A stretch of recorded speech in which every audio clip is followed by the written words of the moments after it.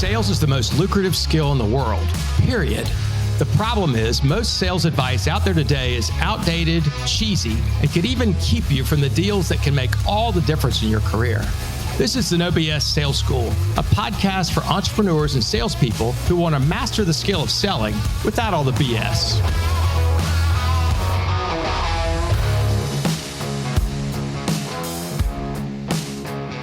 Welcome to the No BS Sales School podcast. I'm your host, Walker McKay. I had a call from a guy earlier this week, great guy, young, 23 years old. And he said, my dad owns an insurance agency, or his dad's a partner in an insurance agency, and he wants to be in the insurance business himself.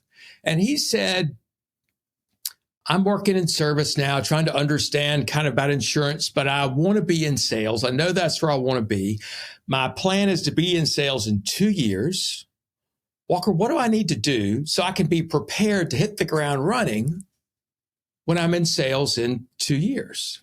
And, I thought it was a damn good question. And I wish, more people thought like that. Hell, I wish I'd thought like that when I was younger. So I just started kind of asking him questions about this, that, and the other. And, why do you want to be in sales? He said that's where he would make the most impact on other people's lives, how he could make the most money, where he found the most interest in dealing with people. And so I said, okay, what have you tried to do so far, to get ready? He goes, well, I've read a bunch of books. He said, I listen to podcasts and I listen to your podcast. And, so that's something I'm doing. I'm like, okay, well, that's great. What else? He goes, well, I don't really know what else to do. I said, okay, well, let me give you some ideas. And so I gave him a couple ideas. I said, fill out your LinkedIn profile. Make sure it's up to date, current, good picture of you, and start right now reaching out to people that you can connect with on LinkedIn. Not just, your buddies are great and do that, but also people that you know from the community, other people you know in business. Reach out to link with them on LinkedIn. Having that tool, having yourself set up ahead of time with as much advance as you can, the better it'll go for you. And I said, and be proactive in adding more people, connecting with more people on LinkedIn. And I said, make sure that, again, your profile picture is good and also your contact information, where it says, click contact info. Make sure you got your email address and a phone number in there. A lot of people don't have their phone number. I guess there's some privacy reasons, but for God's sake, if you're in sales, have your phone number on your LinkedIn profile. And I said, something else you need to get ready for is you got to get used to hearing no. And be okay with no, because that's going to happen a lot. And there's this great YouTube video, some of you all might have seen it, where this guy said, I'm going to go in a year and I'm going to get told no 1,000 times. And he videoed the whole thing. So he'd go to McDonald's and he'd say, hey, can I have a free hamburger? And they'd say no. And he'd go, check box and say, and then he'd go to somebody on the street and say, how about give me $100? I'm like, get the hell away from me. Hell no. And so over time, it's pretty hilarious to watch. But he made a distinct effort and videoed the whole thing. It's great to watch.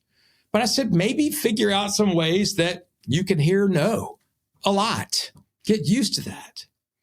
And we talked further and I said, right now, I said, people that are your age, 23, 25. And I said, you also know some people that maybe you grew up with. They're your friends' parents, and maybe they're running a business. Maybe they're out there in the community, people in their 30s to 50s who are out there doing it. I said, now's a time to begin to go have conversations with them. Maybe you make a goal for yourself once a week. I'm going to invite somebody I know who's older than me, who's running a business or who's in business, and ask them to go have lunch and ask them, tell me your story. What do you do on remember, present, past, future.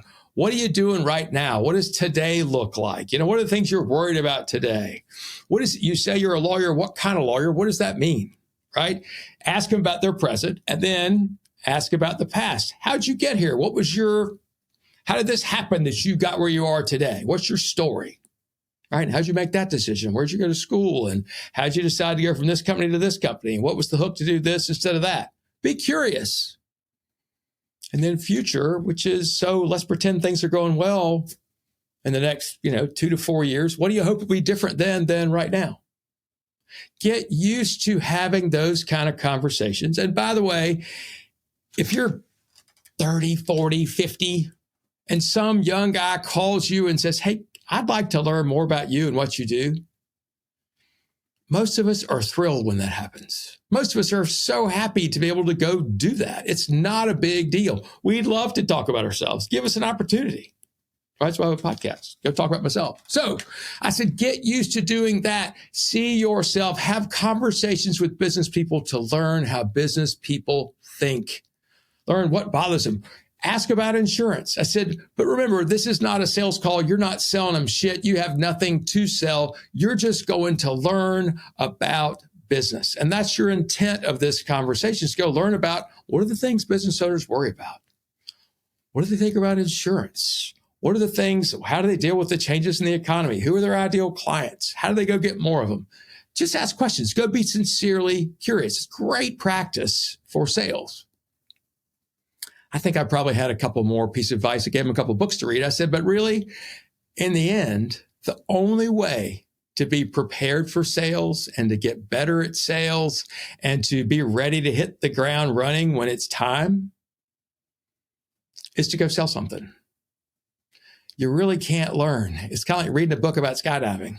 Yeah, you can read books, and yes, you can tie the ropes, and yes, you can pack your own chute, and yes, you can read about wind and all this stuff and how it works. But until you jump out of the damn plane, you have no idea what it's like to skydive. Same thing is true in sales. You can practice, you can prepare, you can read, you can study, you can have conversations, you can ask for advice. But until you're actually putting yourself out there, doing the work, setting appointments, having conversations with people to see if they're ready to make a change, until you're actually doing that on a regular basis, it's really hard to know what it's going to be like. So for those of you who are thinking about it, man, you can get ready to get ready. And I think there's a lot of good things you can do. But until you actually pick up the phone, knock on the door, reach out via LinkedIn, maybe send an email, though I don't think that's sales, that kind of stuff, until you're actually face-to-face, having conversations with people, hearing no, learning why, all those things, it's really hard to learn what sales is. I'm Walker McKay with No BS Sales. If you know somebody needs to hear this, share it with them. Thanks for listening.